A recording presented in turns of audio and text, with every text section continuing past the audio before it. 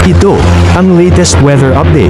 Alamin ang pinakasariwang ulat panahon ngayon dito sa Information TV Educational Channel. Wala tayong minomonitor na anumang low pressure area, malit pa rin yung chansang magkaroon tayo ng bagyo sa araw na ito at sa mga susunod pa this week. No? Malit yung chansang magkaroon tayo ng bagyo. Normally po ang February, malit yung tsansa or kakaunti lang yung mga nabubuong bagyo kapag buwan ng Pebrero at ng Marso. Samantala, patuloy pa rin yung pag-iral ng northeast monsoon o hanging amihan, partikular na sa may Hilaga at gitnang Luzon. At ito magdadala ng mga mahihinang pag-ulan, partikular na sa malaking bahagi ng Cagayan Valley, gayon din sa may area ng Cordillera. Samantala naman, ang easterlies o yung hangin nagmumula sa karagatang Pasipiko ay patuloy na magdadala ng malaking tsansa ng mga pag-ulan, lalong-lalo na sa may silangang Mindanao. Ito lalong-lalo na yung mga lalawigan ng Surigao del Sur, Davao de Oro at gayon din yung Davao Oriental.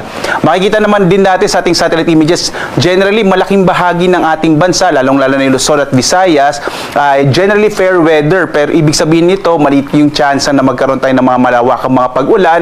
Bagamat posible pa rin yung mga isolated rain showers and thunderstorms sa Visayas at Southern Luzon, habang sa malaking bahagi naman ng Luzon, mga isolated light rains o yung mga pag-ambon na dulot ng hanging amihan. Makikita rin natin, inaasahan natin sa mga susunod na araw na lalakas ang northeast monsoon at amihan, gayon din yung easterlies o yung hangin mula sa karagatang Pasipiko. Kaya posible po towards the end of the week, malaki yung chance na maging maulan na naman sa malaking bahagi ng Bicol Region, Eastern Visayas at Eastern Mindanao. Pagdating ng araw ng Huwebes, towards the weekend, posible po yung mga katamtaman hanggang sa kumisa malakas ang mga pag-ulan sa may silangang bahagi ng Southern Luzon, Visayas at ng Mindanao. Tumutok po sa mga updates ng Pag-asa tungkol sa potensyal nga na muling pag-iral ng shear line o yung banggaan ng malamig na amihan at mainit na easterlies. At dito nga sa Luzon, makikita natin ang malaking tsansa ng mga maihinang pag-ulan, partikular na sa area ng Cagayan Valley Region, gayon din ang Cordillera, kasama yung Aurora at Quezon, dulot ng pag-iral ng amihan.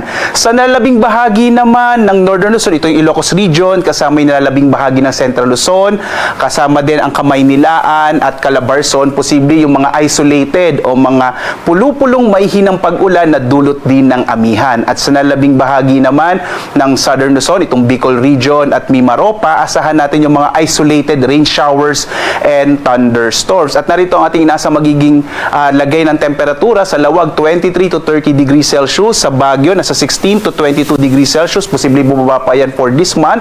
Gayun din sa Tuguegarao, 22 to 27 degrees Celsius, sa Metro Manila 25 to 31 degrees Celsius, Tagaytay naman 22 to 29 degrees Celsius, habang sa Legazpi City sa Bicol Region 24 to 30 degrees Celsius.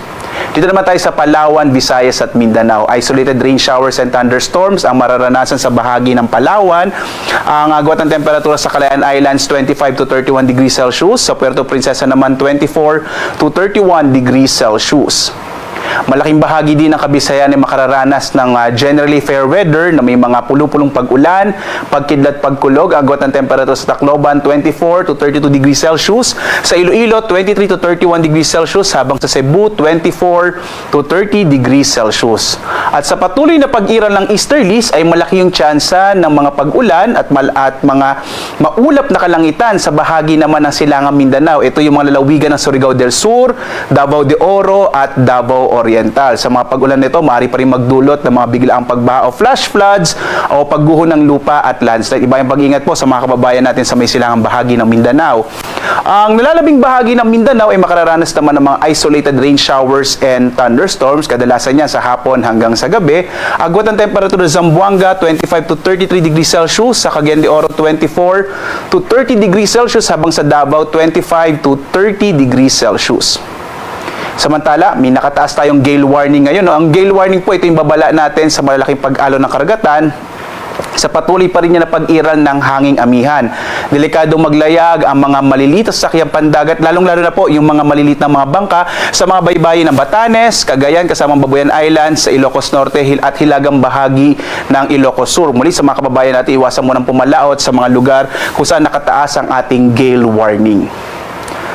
Ang araw naman natin ay sisikat mamayang 6:24 na umaga at lulubog, ganap na 5:56 ng gabi.